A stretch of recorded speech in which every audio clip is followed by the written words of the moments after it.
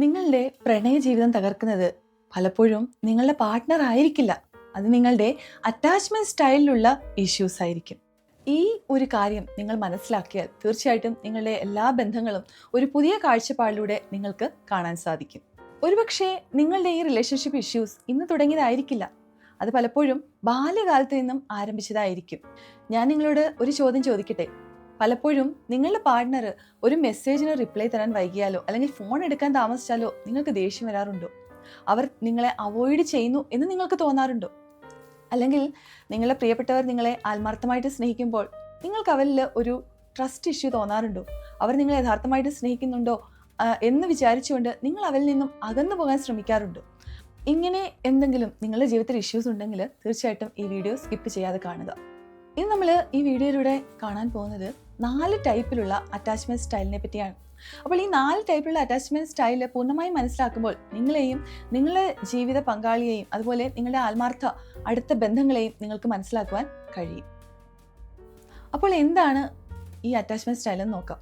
അതായത് നമ്മൾ മറ്റുള്ളവരുമായിട്ട് ഒരു ഇമോഷണൽ കണക്ഷൻ ഉണ്ടാക്കുമ്പോൾ അതിനെ സ്വാധീനിക്കുന്ന ഒരു പാറ്റേൺ ഉണ്ട്. ആ സൈക്കോളജിക്കൽ പാറ്റേണിനെയാണ് ഈ അറ്റാച്ച്മെന്റ് സ്റ്റൈൽ എന്ന് പറയുന്നത്. ഇത് നമ്മൾക്ക് ജന്മനാൽ ലഭിച്ച കഴിവല്ല. ഇത് നമ്മുടെ എൻവയോൺമെന്റിൽ നിന്നും നമ്മൾ ചെറിയ കുട്ടിയായിരിക്കുമ്പോൾ നമ്മൾക്ക് ബന്ധങ്ങളിൽ നിന്നും ഉണ്ടായ വിശ്വാസത്തിൽ നിന്നും ഒക്കെ ഉടലെടുക്കുന്ന ഒരു പാറ്റേൺ ആണ്.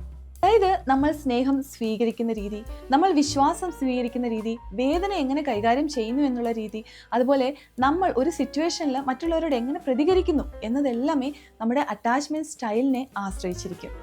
അപ്പോൾ നമുക്ക് ഈ 4 തരത്തിലുള്ള അറ്റാച്ച്മെന്റ് എന്തൊക്കെയാണ് എന്ന് നോക്കാം. ആദ്യമായിട്ട് സെക്യൂർ അറ്റാച്ച്മെന്റ്.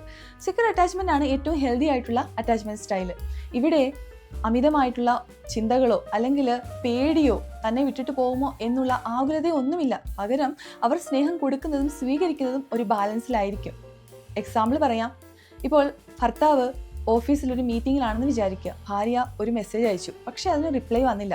അപ്പോൾ ഭാര്യ ഓർക്കും തൻ്റെ ഹസ്ബൻഡ് മീറ്റിങ്ങിലായിരിക്കും, അദ്ദേഹം ആ തിരക്കിൽ നിന്നൊക്കെ ഒഴിഞ്ഞിട്ട് തനിക്ക് റിപ്ലൈ അയക്കും.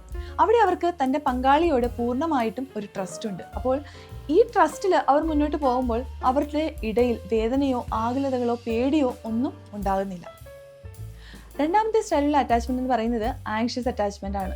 അതായത് തൻ്റെ പാർട്ട്ണർ റിപ്ലൈ തരാൻ വൈകിയാൽ ഇവർ ഒരുപാട് ഓവറായിട്ട് ചിന്തിക്കാൻ തുടങ്ങും. എപ്പോഴാണ് തൻ്റെ പാർട്ട്ണർ ഓൺലൈൻ വന്നത്, അല്ലെങ്കിൽ ലാസ്റ്റ് സീൻ എപ്പോഴാണ്, അതുപോലെ മെസ്സേജിന് ബ്ലൂടിക്ക് ഉണ്ടോ, അതും അല്ലെങ്കിൽ അവരുടെ ഫോൺ കണ്ടിന്യൂസ് ആയിട്ട് എൻഗേജ് ആണോ, അവർ ആരോടെങ്കിലും സംസാരിക്കുകയാണോ, ഇങ്ങനെ പലതും അവർ ചിന്തിച്ചു കൂട്ടും. ഇങ്ങനെ ചിന്തിച്ചു കൂട്ടുന്നത് വഴി അവർക്ക് വീണ്ടും ഹസ്ബൻഡ് എന്ത് പറഞ്ഞാലും അല്ലെങ്കിൽ അവരുടെ ഭാര്യ എന്ത് പറഞ്ഞാലും അവർക്ക് വിശ്വാസം ഉണ്ടാവുകയില്ല. ഇത് പലപ്പോഴും ഒരു ഇൻസെക്യൂരിറ്റി അവർക്ക് തോന്നാറുണ്ട്. തൻ്റെ പാർട്ട്ണറിന് വേർതിയായിട്ടുള്ള വ്യക്തിയാണോ, അവർ ചിലപ്പോൾ തന്നെ ഉപേക്ഷിച്ച് പോകുമോ എന്നുള്ള ഒരു പേടി, ആകുലത, ആ ഒരു ഇൻസെക്യൂരിറ്റിയിലാണ് ഈ അറ്റാച്ച്മെന്റ് സ്റ്റൈല് ഉണ്ടാകുന്നത്. മൂന്നാമത്തെ അറ്റാച്ച്മെന്റ് സ്റ്റൈൽ എന്ന് പറയുന്നത് അവോയ്ഡന്റ് അറ്റാച്ച്മെന്റ് സ്റ്റൈലാണ്. ഇവർക്ക് മറ്റുള്ളവരെ വിശ്വസിക്കാൻ വളരെ ബുദ്ധിമുട്ടാണ്. എത്ര ആത്മാർത്ഥ ബന്ധങ്ങളിൽ പോലും അവർ എന്തെങ്കിലും കുറവുകൾ കണ്ടുപിടിച്ചുകൊണ്ട് ആ ബന്ധങ്ങളെ പുഷ് ചെയ്ത് ഇവർ പിന്നോക്കം വലിയാൻ ശ്രമിക്കും. അവർക്ക് എത്രമാത്രം സ്നേഹം കൊടുത്താലും ആ സ്നേഹം മറ്റുള്ളവരുടെ ആ സ്നേഹം വീർപ്പ് മുട്ടിക്കുന്നത് പോലെ തോന്നാറുണ്ട്.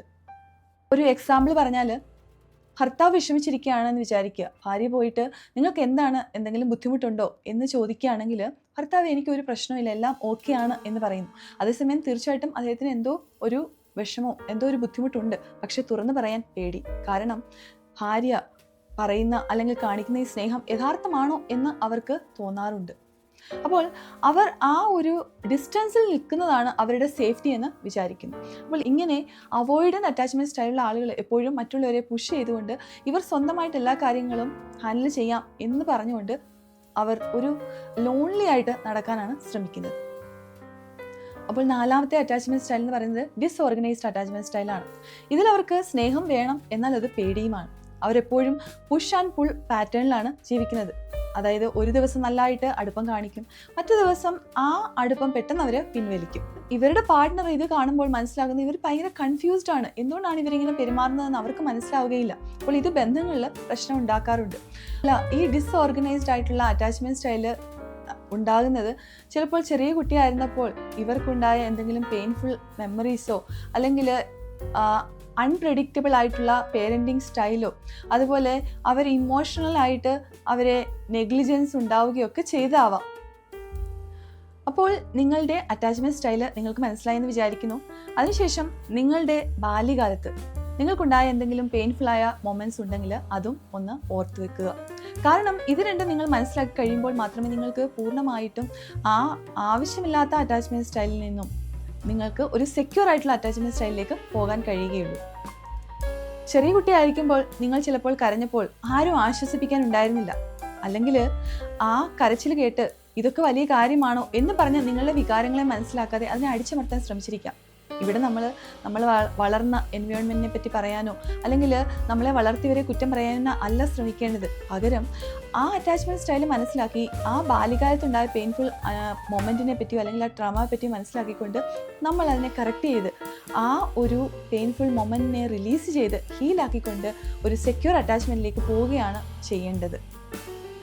കുട്ടിക്കാലത്ത് കുഞ്ഞിൻ്റെ ഇമോഷണൽ നീഡ് സ്ഥിരമായിട്ട് ലഭിച്ചുവെങ്കിൽ തീർച്ചയായിട്ടും അത് ഒരു സെക്യൂർ അറ്റാച്ച്മെൻറ്റ് ലെവലിലേക്ക് പോകും. പക്ഷേ ആ സമയത്ത് സ്നേഹം സ്ഥിരമായി കിട്ടാറില്ല, അല്ലെങ്കിൽ മറ്റുള്ളവർ ആ കുഞ്ഞിനെ അവഗണിക്കുക, ആ കുഞ്ഞിൻ്റെ വികാരങ്ങളെയൊക്കെ അടിച്ചമർത്തുക എന്നുള്ള ഒരു സ്റ്റേറ്റിലായിരുന്നുവെങ്കിൽ തീർച്ചയായിട്ടും വലുതാവുമ്പോൾ ആ റിലേഷൻഷിപ്പ് അവോയ്ഡൻറ്റോ അറ്റാച്ച്മെൻറ്റോ അല്ലെങ്കിൽ ഡിസ്ഓർഗനൈസ്ഡോ ആയി മാറാനുണ്ട്. ഇങ്ങനെ വളരുന്ന കുട്ടികൾ അവർ വലുതായി കഴിയുമ്പോൾ അവരുടെ റിലേഷൻഷിപ്പിൽ ഇഷ്യൂസ് ഉണ്ടാകാറുണ്ട്. അതായത് ചിലപ്പോൾ അത് അറ്റാച്ച്മെൻ്റ് ആവാം, അവോയ്ഡൻ്റ് ആവാം, അല്ലെങ്കിൽ ഡിസ്ഓർഗനൈസ്ഡ് ആവാം. അപ്പോൾ ഇതിൽ നിന്നും മാറിക്കൊണ്ട് ഒരു സെക്യൂർ അറ്റാച്ച്മെൻറ്റ് സ്റ്റൈലിലേക്ക് അവർ വരണം. അതിനായിട്ട് ഹീലിംഗ് ആവശ്യമാണ്. സെക്യൂർ അറ്റാച്ച്മെൻറ്റിലേക്ക് വരാനായിട്ട് ആദ്യം തന്നെ നിങ്ങളുടെ അറ്റാച്ച്മെൻറ്റ് പാറ്റേൺ നിങ്ങൾ മനസ്സിലാക്കുക, അല്ലെങ്കിൽ നിങ്ങളുടെ പാർട്ട്ണറിൻ്റെ അറ്റാച്ച്മെൻറ്റ് പാറ്റേൺ മനസ്സിലാക്കിക്കൊണ്ട് ബാല്യകാലത്ത് നിങ്ങൾക്കുണ്ടായ അനുഭവങ്ങളും അത് നോട്ട് ചെയ്ത് വെക്കുക. ഇത് രണ്ടും മനസ്സിലാക്കിയെങ്കിൽ മാത്രമേ നിങ്ങൾക്ക് ഹീലിംഗ് ഉണ്ടാക്കിയെടുക്കാൻ കഴിയുകയുള്ളൂ. അപ്പോൾ ഈ ഹീലിംഗ് ചെയ്യാൻ വേണ്ടി നിങ്ങൾക്ക് ആത്മാർത്ഥമായിട്ട് ആ റിലേഷൻഷിപ്പിൻ്റെ പാറ്റേൺ മനസ്സിലാക്കുക. അതിനുശേഷം തെറാപ്പിസ്റ്റിനെയോ അല്ലെങ്കിൽ ഒരു സർട്ടിഫൈഡ് സൈക്കോളജിസ്റ്റിനെയോ കണ്ട് നിങ്ങൾ ആ ഒരു അറ്റാച്ച്മെൻറ്റ് സ്റ്റൈലിൽ നിന്നും സെക്യൂർ അറ്റാച്ച്മെൻറ്റിലേക്ക് വരാൻ ശ്രമിക്കുക. ഇപ്പോൾ ചൈൽഡ്ഹുഡിലെ പാറ്റേൺ എന്തെങ്കിലും ആയിക്കോട്ടെ, അത് നിങ്ങൾക്ക് മാറ്റിക്കൊണ്ട് ഹീലിംഗിലേക്ക് വരാൻ പറ്റും. അങ്ങനെ ഹീല് ചെയ്യുമ്പോൾ നിങ്ങൾക്കൊരു സെക്യൂർ അറ്റാച്ച്മെൻറ്റ് ജീവിതത്തിൽ ഉണ്ടാക്കിയെടുക്കാൻ പറ്റും. അപ്പോൾ അതിനായിട്ട് ഒരു 6 വഴികൾ ഞാൻ പറഞ്ഞുതരാം. ആദ്യമായിട്ട് നിങ്ങളുടെ അറ്റാച്ച്മെൻറ്റ് പാറ്റേൺ എന്താണ് എന്ന് മനസ്സിലാക്കുക. രണ്ടാമതായിട്ട് ചെറിയ കുട്ടിയായിരിക്കുമ്പോൾ നിങ്ങളുടെ ജീവിതത്തിൽ ഉണ്ടായ ആ പെയിൻഫുൾ മൊമെൻറ്റ് അല്ലെങ്കിൽ ആ പാറ്റേൺ എന്താണ് എന്ന് നോട്ട് ചെയ്യുക. മൂന്നാമതായിട്ട് നിങ്ങൾ എപ്പോഴും ഒരു ഹെൽത്തി ബൗണ്ടറി ഉണ്ടാക്കിയെടുക്കുക. നാലാമതായിട്ട് നിങ്ങളുടെ ഇമോഷൻസിനെ അംഗീകരിക്കുക. അഞ്ചാമതായിട്ട് സുരക്ഷിതമായ ബന്ധങ്ങൾ തിരഞ്ഞെടുക്കുക. നിങ്ങളുടെ ഫ്രണ്ട്സ് ആയിക്കോട്ടെ, നിങ്ങളുടെ പാർട്ട്ണർ ആയിക്കോട്ടെ, അത് നിങ്ങൾക്ക് കറക്റ്റായ ബന്ധങ്ങളാണ് എന്ന് മനസ്സിലാക്കിയ ശേഷം അവരെ സ്വീകരിക്കുക. ആറാമതായിട്ട് ഒരു പ്രൊഫഷണൽ ഹെൽപ്പ് നിങ്ങൾക്ക് ആവശ്യമാണെങ്കിൽ തേടുക. അങ്ങനെ നിങ്ങൾക്ക് ആ ഹീലിംഗിലേക്ക് എത്തപ്പെടുവാൻ കഴിയും. അപ്പോൾ എപ്പോഴും നിങ്ങൾ ഓർക്കേണ്ടത് നിങ്ങളുടെ പാസ്റ്റ് അല്ല ഒരിക്കലും നിങ്ങളുടെ ഫ്യൂച്ചറിനെ നിർണ്ണയിക്കുന്നത്. അപ്പോൾ ഞാൻ നിങ്ങളോട് ഒരു ചെറിയ ക്വസ്റ്റ്യൻ ചോദിക്കട്ടെ. നിങ്ങളുടെ അറ്റാച്ച്മെൻറ്റ് സ്റ്റൈല് എന്താണ്? അവോയ്ഡൻ്റ് ആണോ, ആങ്ഷ്യസ് ആണോ, അതോ ഡിസ്ഓർഗനൈസ്ഡ് ആണോ, അല്ലെങ്കിൽ സെക്യൂർഡ് ആണോ? അപ്പോൾ നിങ്ങളുടെ പാറ്റേൺ നിങ്ങൾ മനസ്സിലാക്കുന്നത് വഴി ഈ പാറ്റേൺ നിങ്ങൾക്ക് ഹീൽ ചെയ്തുകൊണ്ട് മുന്നോട്ട് പോകാൻ കഴിയും. നിങ്ങൾ എപ്പോഴും ഓർക്കുക, ഈ അറ്റാച്ച്മെൻറ്റ് സ്റ്റൈൽ ഒരിക്കലും നിങ്ങളുടെ ഐഡൻറ്റിറ്റി അല്ല, അത് ഒരു നിങ്ങളുടെ ലേബൽ അല്ല. കാരണം നിങ്ങൾക്കത് മാറ്റിയെടുക്കാൻ കഴിയും. അതിനുള്ള കഴിവ് നിങ്ങൾക്കുണ്ട്. എപ്പോഴും ഓർക്കുക, you are worth to live in a healthy relationship. അപ്പോൾ കമൻറ്റ് ബോക്സിൽ നിങ്ങളുടെ അറ്റാച്ച്മെൻറ്റ് സ്റ്റൈൽ എന്താണ് എന്ന് കമൻറ്റ് ചെയ്യുക. ഈ വീഡിയോ നിങ്ങൾക്ക് ഇഷ്ടമായെങ്കിൽ ചാനൽ സബ്സ്ക്രൈബ് ചെയ്യുക, മറ്റുള്ളവർക്കായിട്ട് ഷെയർ ചെയ്യുക. അടുത്ത വീഡിയോയുമായി വരുന്നതുവരെ സ്റ്റേ ട്യൂൺഡ്.